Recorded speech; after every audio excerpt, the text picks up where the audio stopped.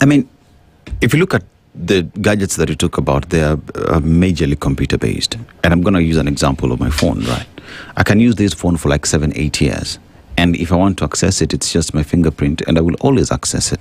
One asks the question then, if it's computer-based and in one way or the other we understand the technology around it, why not requisition for something that will go beyond 5 years or beyond an election? Because it does exist in the market. So why, if you look at what India is doing or what Brazil is doing, are their systems going beyond a single election? And if we have examples of electoral materials that are going beyond a single election, why settle for one that is only used for 5 years? The one in India is used for multiple elections.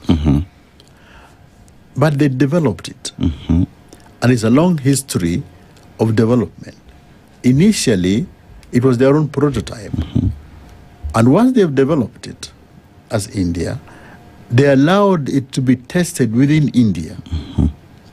And they took the machine to, India has got an institute called Institute of Technology. Those are some of the best technology schools in India. It was given to these institutions to subject it for testing.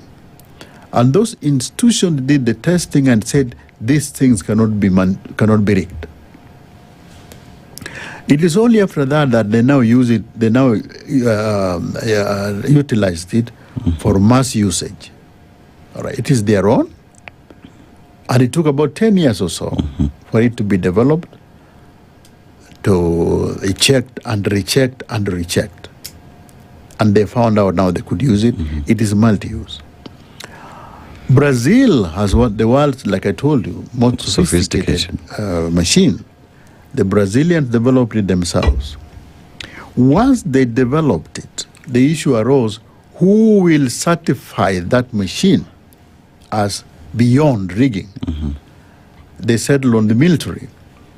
And the military looked at the machine, and the military said, yes, this cannot be rigged. But that does not mean that even in Brazil, they have not had complaints.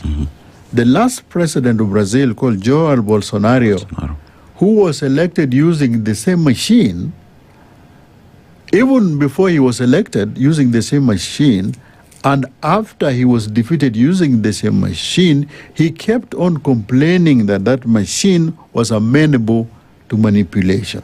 Why? His main grouse was that it didn't have a paper trail.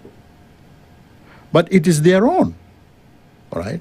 And he was specific, this thing doesn't have a paper trail, all right? That was their own, his own grouse. So that is in Brazil, and that is the case in India. In our own case, we have no role at all in the technical development of these machines. But the Kenyan political psyche is that we believe the more sophisticated machine, the better to solve our electoral problems.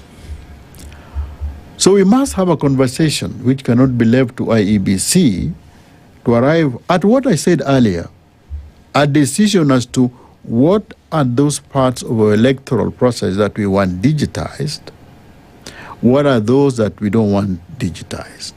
Two, if we must digitize them, then what kind of digitization? Something that is at the level of our sophistication. All right. And mainly is, these things, you can't repair them. It is brought to you and you use it. Once it is done, you dispose of it. And they don't even, most of these people don't even use these things in their own countries.